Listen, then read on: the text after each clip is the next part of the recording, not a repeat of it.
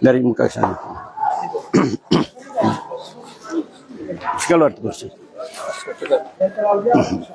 Saya begitu aja. Oke. Ya.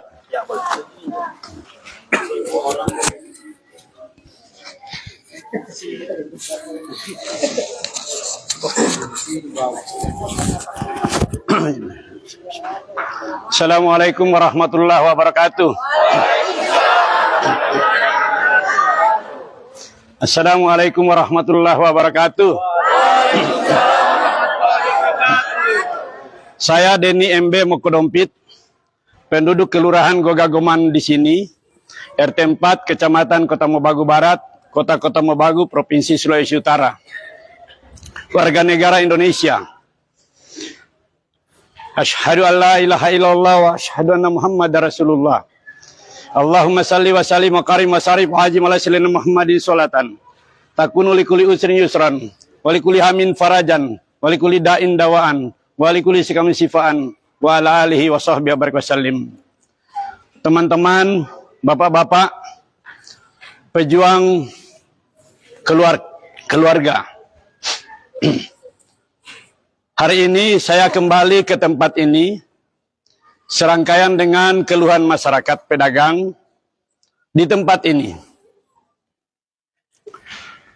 Tempat ini adalah awalnya bioskop palapa, dialihfungsikan menjadi gudang. Kemudian belakangan menjadi tempat berdagang masyarakat Kota Mobagu dengan izin usaha sewa lapak, ya, buka lapak. Ini permakluman saya kepada masyarakat, saya minta untuk siaran live, ya, siaran langsung. Biar wali kota Dr. Andes Haji Asri Panani, Magister Sains tahu, biar Gubernur Oli Dondo Kambe tahu, biar Presiden Joko Widodo tahu apa yang terjadi di Kota Mobagu, Provinsi Sulawesi Utara. Bahwa untuk Kota Mobagu, saya mantan anggota DPR. Tahun 2008, pemerintah Kota Mobagu di bawah pimpinan penjabat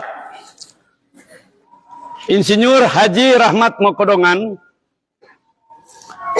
di awal pemerintahan sudah merencanakan untuk bikin pasar penyangga di Kota Mobagu ini, karena sejak Bolang Mondo terbentuk sebelum dimekarkan sampai pada saat itu pasar yang ada di Kelurahan Gogagoman itu pasar induk, pasar 23 Maret dan pasar Impres Serasi. Sehingga keberadaan pasar yang ada di Gogagoman di Kecamatan Kota Mobagu Barat itu sulit dijangkau oleh masyarakat di Kecamatan Utara, Selatan, dan Timur. Sehingga pada saat itu PJ Wali Kota, saya dengan Pak Sekda, ya, Dr. Andes Haji Jainuddin Damopoli, sebelum rapat paripurna sempat ngomong bertiga di Hotel Senator untuk ide cemerlang dari Pak Rahmat mau mengadakan pasar penyangga, yaitu di bagian utara, timur, dan selatan. Apa maksudnya diadakan pasar penyangga? Itu untuk memudahkan masyarakat di Kota Mobagu Timur, Selatan, dan Utara agar mereka punya tempat perbelanjaan yang dekat. Inilah fungsi pemekaran ketika Kota Mobagu sudah terbentuk 2007. Itu tujuan adalah pendekatan pelayanan pada masyarakat. Termasuk saat ini ketika Kota Mobagu sudah dibentuk, ya, maka pelayanan kepada masyarakat harusnya lebih dioptimalkan. Sehingga terlahirlah pasar di utara, timur, utara, dan selatan. Tetapi pada saat itu, rencana awal di selatan itu mau dibikin di Desa Bungko. Di bagian utara, rencana mau dibikin di Desa Upai. Supaya masyarakat di bagian utara sana belanja tidak jauh-jauh datang ke Gogagoman. Begitu juga masyarakat dari Kota Mobagu Selatan tidak jauh-jauh datang ke Gogagoman, ada di Bungko Pasar. Tetapi seiring guliran waktu, oleh PJ Wali Kota pada saat itu Jalantik Mokodompit, dia tidak bikin diupai, dia tidak, maaf, Pak Jelantik Mokorompit itu sudah wali kota definitif. Pak Rahmat Mokodongan yang merencanakan awal baru dalam perencanaan tidak berlanjut, tetapi sudah survei lokasi. Karena namanya PJ berakhir, masa jabatannya 2008. Kemudian dilanjutkan oleh pemerintahan Jelantik, Mokorompit, dan Tatong Bara. Ya, setelah itu, rencana mau dibangun di Upai, dibatalkan. Rencana dibangun di Bungkok dan di Moyak, tidak terlaksana. Terjadilah di Genggulang dan di Poyoa.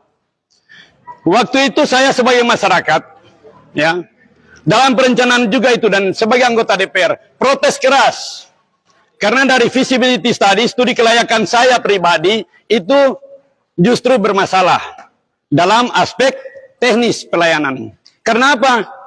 Masyarakat di bagian utara sana, Pontodon dan Upai justru tetap repot datang ke Genggulang. Pasti ujung-ujungnya juga ke Gogagoman. Masyarakat Poyoa besar, Poyoa 1, 2, Tabang, kerepotan juga datang di Poyoa kecil. Daripada orang datang Poyoa kecil, tahu-tahu datang di Gogagoman saja, di pasar induk, karena di sini banyak pasar alternatif lainnya. Sehingga dibentuklah di sana. Ketika protes terjadi, tidak digubris oleh pemerintah. Artinya orang merasa lebih pintar. Kewajiban saya sebagai elemen masyarakat, ya, protes, tapi mereka lebih kuat. Akhirnya apa? Sekarang terjawab bahwa pasar yang dipaksa dibangun di tempat yang tidak representatif justru, ya, sudah berulang kali dilakukan, tetap saja pedagang itu gulung tikar. Kenapa demikian? Wong konsumennya juga tidak sebanding dengan jumlah pedagang. Bagaimana mungkin pedagang mau hidup mendapatkan keuntungan kalau konsumen dan pedagang justru berimbang banyaknya. Siapa mau beli? Sehingga, ya, pedagang-pedagang yang ada di atas tetap kembali di Gogagoman berdagang. Belakangan, ya, entah mimpi apa, tiba-tiba saja wali kota Tatong Bara itu mengeluarkan ide untuk menutup pasar ikan yang ada di Gogagoman. Dikandung maksud supaya tuh orang belanja ikan, soalnya nak datang di Gogagoman, mau pi beli ikan di Genggulang dan pi beli ikan di Poyoa. Itu loh. Kenapa orang paksakan itu pasar itu sudah harus laku? Karena pada saat itu iming-iming pemerintah daerah ke pemerintah pusat, pasar yang ada di sana direhab. Diadakanlah pasar rakyat. Di sana konon katanya kelayakan itu, studi kelayakan memenuhi syarat. Begitu jadi tetap saja begitu. Masyarakat juga kurang meminat, pedagang apalagi, bagaimana mungkin ke sana. Karena ketakutan pemerintah Kota Mobagu terhadap penilaian pemerintah pusat terhadap dua pasar itu yang sudah dibangun dengan puluhan miliar, tapi tidak juga laku-laku, maka diadakanlah kebijakan yang sangat tidak bijak, alias kebijakan yang zolim. Apa kebijakan zolim dari wali kota itu? Pasar di Gogagoman, pasar ikan ditutup. Ini untuk kesekian kalinya saya bicara. Ketika pasar ikan di Gogagoman ditutup, siapa yang dirugikan? Pertama, pedagang. Kedua, konsumen. Pedagang kehilangan lapangan pekerjaan, konsumen kehilangan tempat berbelanja. Itu yang terjadi. Tetapi, ya, setelah Tatong Bara tutup pasar ikan, masih ada pasar alternatif yang dibuat oleh Sebrentin Lucana itu. Masih ada pasar alternatif, ya. Satu orang jo pergi, bilang lagi bicara sini. Satu orang jo pergi. Masih ada pasar alternatif, ya, yang dibuat oleh masyarakat setempat alias swasta, yaitu, maaf ya, bukan pasar, tempat berdagang yang bisa memudahkan masyarakat untuk menjangkau, yaitu di Palapas ini. Diadakanlah regulasi perizinan sesuai petunjuk dari saya, Denny Mokorompit. Kenapa petunjuk dari saya? Karena yang buka usaha sini adik sepupu saya. Dia minta petunjuk, ayah mau bikin bagaimana ini? Saya kasih petunjuk, ikuti aturan pemerintah, urus perizinan. Diuruslah itu, dipenuhi semua perizinan. Terakhir apa? Bangunan mau dialih fungsi, bikin alih fungsi. Dan semua itu dipenuhi oleh pengelola pasar ini. Dipenuhi, izin sudah ada, segala persyaratan administrasi sudah ada, termasuk alih fungsi bangunan sudah berproses. Tetapi kemudian, ya, setelah hasil kajian dari tim penilai arsitektur menyatakan bahwa tempat sini layak untuk dibuatkan PBG, ya, atau IMB keluarkan, justru itu kemudian dihentikan oleh pemerintah karena sudah ada kebijakan untuk menutup pasar di sini. Jolim tidak? Jolim.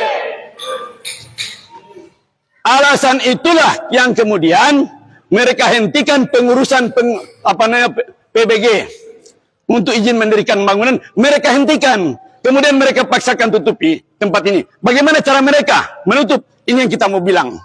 Pertama, dibuatlah apa yang ada pelang di muka. Dilarang berjualan di sini karena alasan apa? Gangguan Kamtibmas. Sekarang kita mau tanya, sejak bangunan ini, sejak pedagang berjualan di sini, pernah ada gangguan Kamtibmas? Tidak ada. Pernah ada kendaraan terganggu dengan tempat usaha ini? Tidak ada. Ini yang alasan mereka yang dibuat-buat, ya, alias alasan yang zolim mencari pembenaran untuk menutupi tempat ini. Kedua, konon katanya ada pungli. Saya bicara saat ini secara terbuka. Sebelum saya bicara terbuka saat ini, saya sudah lakukan 3 tahapan. Pertama, mediasi. Saya melalui orangnya, ring 1 wali kota, saya ngomong dan dia sampaikan ke wali kota. Supaya bikin begini, jangan sampai terjadi sesuatu yang tidak diinginkan. Sudah dilakukan, ternyata tidak didengar. Melalui juga pemerintah, ya, melalui orang saya komunikasi dengan pemerintah, melalui lurah, camat, sudah laporkan juga kepada wali kota, tidak juga dipatuhi. Terakhir apa? Saya yang kirim WA sama wali kota supaya jangan menjolimi pedagang di sini dan jangan menjolimi rakyat Kota Mobagu. Saya WA beliau, bukti ada WA. Beliau jawab apa? Demi menyelamatkan pengelola agar tidak berproses hukum karena ada pungli di sini. Saya tantang wali kota. Kalau memang ada pungli di sini, silakan proses hukum. Saya tantang, kalau ada pungli di sini, proses hukum. Jangan cuma fitnah begitu, ada pungli. Saya tantang, bukti, WA ada. Masih tetap mereka akan upayakan, ya, untuk tetap ditutup. Memang betul-betul necessar ini. Maka kemudian kita minta wali kota, baku dapat kita. Saya temui Pak Wali Kota tanggal 10 malam. Besoknya mau dieksekusi. Saya tiba di situ jam 7 lewat jam 6 lewat sedikit.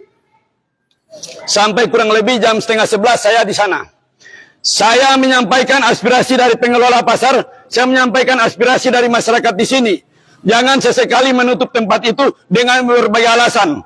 Saya, wali kota, sekda, asisten dan semua SKPD, saya melawan banyak. Apa alasan mereka? Yang tadi itu. Pertama, izin. Saya keluarkan perizinan, ya. Saya keluarkan perizinan. Mau dibilang ini tidak ada izin, itu putar balik dari mereka, ya. Itu kebohongan yang fatal, ya. Ini perizinan biar teman-teman yang siaran langsung lihat dan masyarakat umum lihat juga, ya. Sengaja saya kasih live, ya.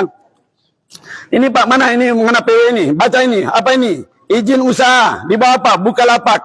Mana video sini? Lihat ini, apa ini? Izin usaha, di bawah apa? Bukalapak. Dan seterusnya, ya. Bayar fiskal, ini apa ini? Tanda induk berusaha. Ini yang kasih keluar ini Garuda. Garuda ini pemerintah yang sah, ini tanda Garuda, ya. Ini tentang perizinan, ya. Jadi kalau orang mau bilang gitu di sini ada pungli, saya tantang, silakan proses hukum. Tetapi mereka tidak proses hukum, berarti mereka memfitnah. Ini wali kota fitnah. Itu satu, ya. Kedua, konon kata mereka, bangunan tidak sesuai peruntukan. Ini sudah berproses. Ini sudah ada pemerintah nih. tanda tangan dan cap dari pemerintah, ya. Surat keterangan kesesuaian ruang dan garis sepandan. Ini yang keluarkan ini dari PUPR. Apa kegunaan ini? Ini adalah analisa tentang letak bangunan dan jarak dengan jalan. Garis sepandan jalan ini persyaratan untuk mengeluarkan PBG, ya, atau izin mendirikan bangunan. Berdasarkan ini maka diadakanlah analisa. Diadakanlah analisa. Ini analisa ini yang beranalisa ini para ahli, ya. Ini ahli yang resmi diakui oleh pemerintah tentang perencanaan bangunan ini. Detail gambar sudah ada ini, ya. Semuanya ada. Detail gambar. Berdasarkan detail gambar ini analisa, kemudian lahirlah surat hasil penilaian. Ini berita acara konsultasi TPA, tim penilai arsitek. Ya. Ini hasil penilaian mereka terhadap kelayakan bangunan disesuaikan dengan gambar. Apa kemudian yang terjadi? Kesimpulan mereka. Kesimpulan mereka mempertimbangkan bahwa sesuai gambar, 2, memenuhi sempadan jalan. Artinya terletak bangunan dan jalan itu terpenuhi syarat. Ya, gambar sudah sesuai, tinggal disesuaikan. Memutuskan, merekomendasikan penerbitan PBG. Sudah direkomendasikan penerbitan PBG ini.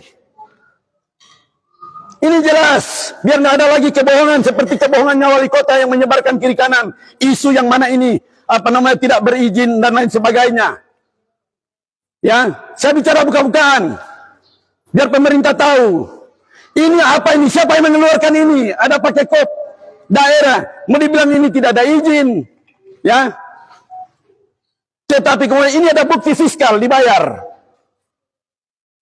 Kenapa dia terhenti? Ya pemerintah yang hentikan. Karena apa? Misi mereka yang tadi itu. Mau mengaktifkan pasar yang 2, tetapi mau mematikan yang ada di sini. Ini tentang legalitas. Sesungguhnya apa yang terjadi? Ketakutan mereka terhadap 2 pasar itu yang sudah dibiayai dengan puluhan miliar, dan itu ada indikasi korupsi, dan korupsi di pasar situ. Denny Mokolombi tahu sekali. Karena saya yang menggugat di pengadilan Tipikor Manado. Setelah kepala dinas yang sudah dinyatakan tersangka, kemudian dibatalkan dengan berbagai konspirasi, saya gugat, saya menang. Melalui lembaga, melalui Laskar Bogani. Saya yang duduk di pengadilan, saya yang konsep gugatan, saya menang. Dan alhamdulillah, penjahat di sini ada masuk penjara, dan masih ada 1 kasus yang saya menangkan di pengadilan Tipikor, itu sedang berproses. Nah, ini mereka takut kalau itu tidak difungsikan, berarti ada yang lebih besar persoalan yang akan terjadi. Nah, untuk memfungsikan pasar di Genggulang dan di Poyoha itulah, kemudian mereka tutup pasar di sini. Apa yang terjadi? Ini efek domino. Penutupan pasar di sini kemarin masih bertahan. Kenapa? Masih ada tempat alternatif setelah pasar ikan dimatikan. Setelah pasar ikan ditutup, masih ada tempat berbelanja di tempat ini. Ex bioskop Palapa. Sehingga masyarakat masih terlayani.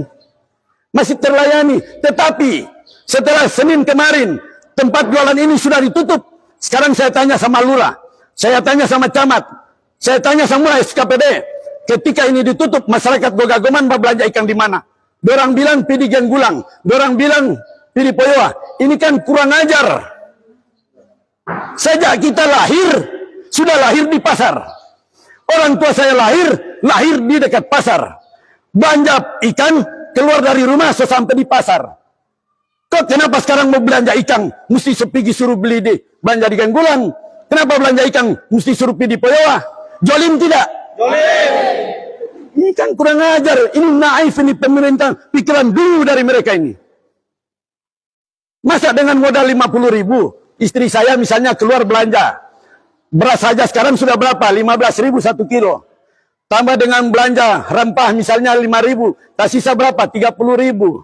Belanja sayur 5.000, tak sisa 25.000. 25.000 itu mau beli ikan, mau disuruh pergi di Genggulang, mau suruh pergi Poyoha, berapa banyak sewa ongkos bentor ke sana kemari. Dapat ikan harga 10.000. Logika di mana yang mereka lakukan? Logika di mana yang mereka gunakan? Ini yang terjadi di Kota Mobagu. Orang rakyat nggak perlu takut dengan mereka. Faktor kebetulan mereka pegang jabatan. Tapi ini rakyat yang kasih gaji mereka. Ngoni bayar pajak enggak? Bayar retribusi enggak? Pajak retribusi itu yang dikumpul kemudian bayar gaji wali kota. Sehingga rakyat punya hak mengkritik wali kota. Paham? Gaji, pajak, dan retribusi itu yang dikumpulkan untuk membayar gaji dari PNS. Sehingga semua rakyat punya hak untuk mengkritik pemerintah. Paham? Ini yang terjadi. Sekarang saya tanya. Ketika saat ini, pasar yang terakhir. Pasar ikan yang terakhir adalah pasar tempat di Palapa ini. Ketika ini ditutup, di mana mau beli ikan? Masih ada? Pasar Genggulang itu untuk kepentingan masyarakat Kota Ambagu Utara. Pasar Selatan itu untuk kepentingan masyarakat Kota Ambagu Selatan. Silakan mereka jalan terus. Kami dukung, kami support. Agar masyarakat di sana dekat tempat berbelanja. Kalau di sana dibuatkan pasar agar dekat tempat berbelanja, kenapa pasar yang sudah ada di sini dijauhkan kepada masyarakat? Jolim tidak? Jolim. Yang namanya tidak adil, itulah kejoliman. Ketika pasar yang ada di sini ditutup, tapi di sana justru dibuka, adil tidak? Ya. Kalau itu tidak adil, berarti mereka nyata-nyata jolim. Ingat Pak Wali Kota, Dr. Andes Haji Asri Panani, Anda teman saya dari mahasiswa. Saya kenal Anda orang baik. Tapi kata orang bijak, mau menguji karakter seseorang, berilah dia jabatan. Selama ini Anda sampai sekda. Selama ini Anda sampai asisten 2. Itu bukan jabatan yang sesungguhnya karena belum memegang wilayah. Tetapi ketika Anda sudah diberikan wilayah kekuasaan, ternyata itulah sikap asli Anda. Arogan Anda dan otoriternya Anda. Ini penderitaan. Menderita tidak? Menderita. Dengar sendiri akibat arogansi Anda. Ini harusnya Anda introspeksi. Saya sudah ingatkan, inja'akum fasikum binabiin fatabayanu. Fatabayanu antusibu gauman bijalatin fatusbihu ma'faltum nadimin. Saya sudah ingatkan Anda. Mendapatkan bisikan dari siapa saja. Mendapatkan laporan dari siapa saja. Cek and recheck kebenarannya. Sekarang saya mau tanya kepada Anda Wali Kota. Ketika pasar induk di Gogagoman ini ditiadakan tempat jualan ikan. Masyarakat Kota Ambagu Barat 42.000. Mau belanja di mana? Pasti Anda katakan ke utara dan ke selatan. Jolim tidak? Ya pasti jolim. Masyarakat Gogagoman lebih dari 15.000 penduduk datang berbelanja ikan di sini. Sekarang Anda tutup pasar ikan di sini. Mereka mau berbelanja ikan di mana? Jolim tidak? Jolim. Ini seharusnya tidak Anda lakukan. Anda kader HMI, Anda kader BKPRMI, sama kita orang, sama-sama dari KPMI, BM juga. Tapi kenapa Anda jadi begini setelah Anda jadi wali kota? Saya sudah ingatkan melalui saudara Anda, mediasi. Saya sudah ingatkan Anda melalui WA, tetap Anda lakukan.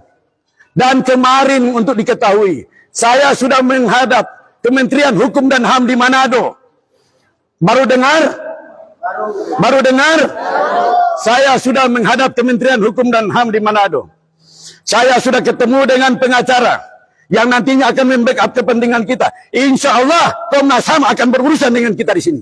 Amin. Kalian punya hak berdagang tidak? Punya.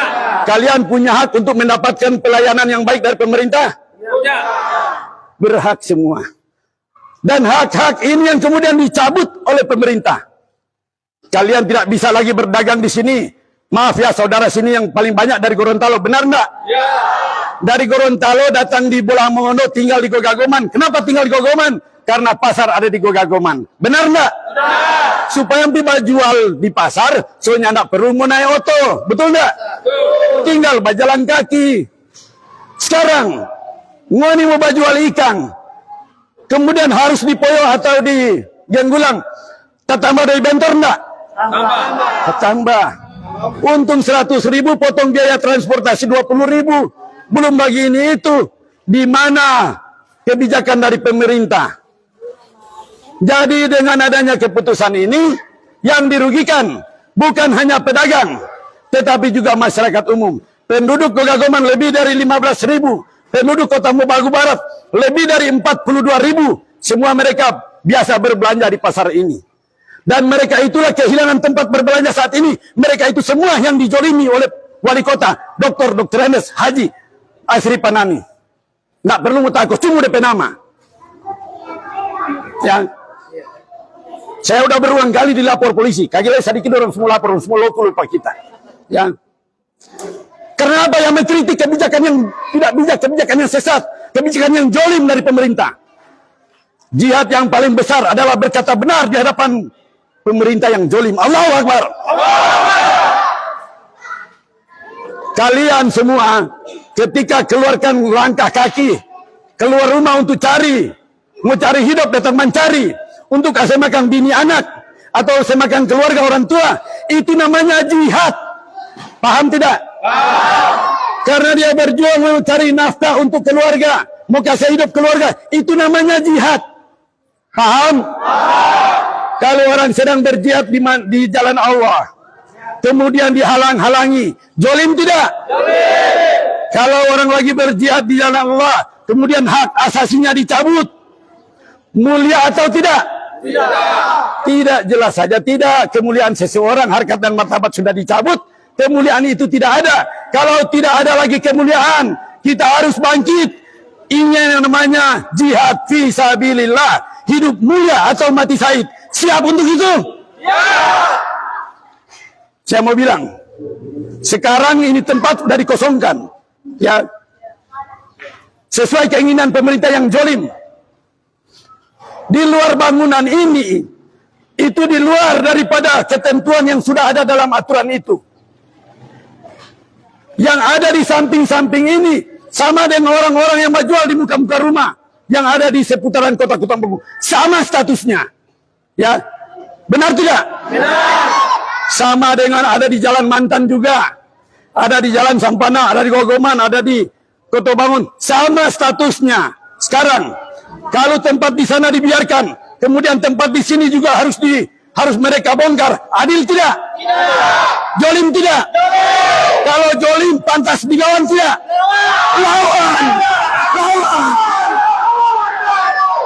Ya, ini yang saya mau bilang.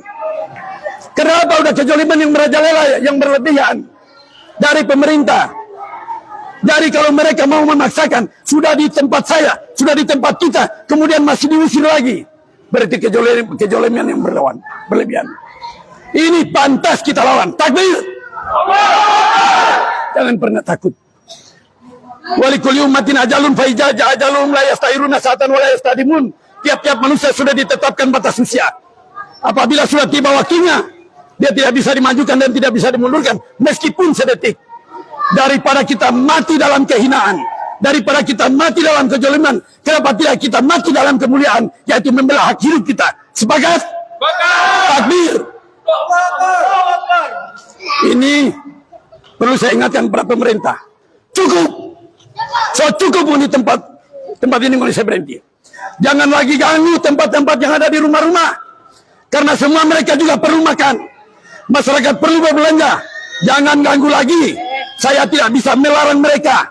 Karena itu hak mereka. Tapi saya tidak perintah mereka. Kecuali perintah untuk menegakkan kalimatillah.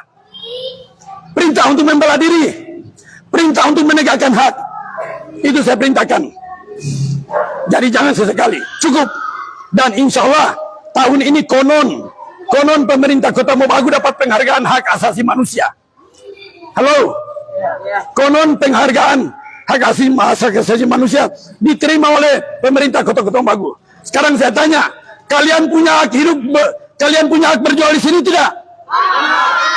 Kalian punya hak hidup tidak? Kalian punya hak untuk mendapatkan pelayanan dari pemerintah tidak? Untuk mendapatkan pelayanan pemerintah, itu semua kita punya hak. Pasar harus diadakan, itu hak kita. Kita harus punya tempat belanja, itu harus hak kita. Kita harus punya tempat berjualan, itu hak kita. Sekarang tempat berjualan kalian, itu hak kalian. Masih ada tidak? Mau tanya, serius. Tempat berjualan kalian masih ada tidak? Tidak. Tempat berbelanja masyarakat di Kota Bagus ini untuk ikan ada tidak? Tidak. Itu namanya ketidakadilan. Hak masyarakat dicabut. Kok tumben mendapat pelayanan hak asasi manusia? Ini pemerintah Kementerian Hukum dan HAM tinjau kembali penghargaan HAM dari pemerintah Kota Bagus. Ini yang perlu saya sampaikan, ya. Dan itu kembali saya ingatkan, silakan kalian berjual di tempat masing-masing. Itu kalau so di rumah pangoni juga, so di tempat pangoni juga, kemudian orang jolimi, ada hak kalian membela diri, ada hak kalian mengusir mereka dengan paksa sekalipun. Paham? Terima kasih. Ini ada siaran langsung. Polres terima, Kapolda terima, ya Mabes terima, sampai Presiden bisa lihat. Dan ini saya katakan lagi, kami sudah temui Kementerian Hukum dan HAM. Kami sudah komunikasi dengan lawyer kami. Insya Allah dalam waktu dekat ini berurusan dengan Komisi Hak Asasi Manusia. Ini yang perlu saya sampaikan. Dan ke depan, ya, insya Allah negeri kita, insya Allah pemerintah kita akan terlahir pemerintahan yang tidak jolim lagi. Demikian yang dapat saya sampaikan. Lebih kurangnya saya mohon maaf. Silakan beraktivitas kembali di tempat masing-masing. Insya Allah kita mendapatkan rezeki yang halalan thayyibah. Amin ya rabbal. Assalamualaikum warahmatullahi wabarakatuh.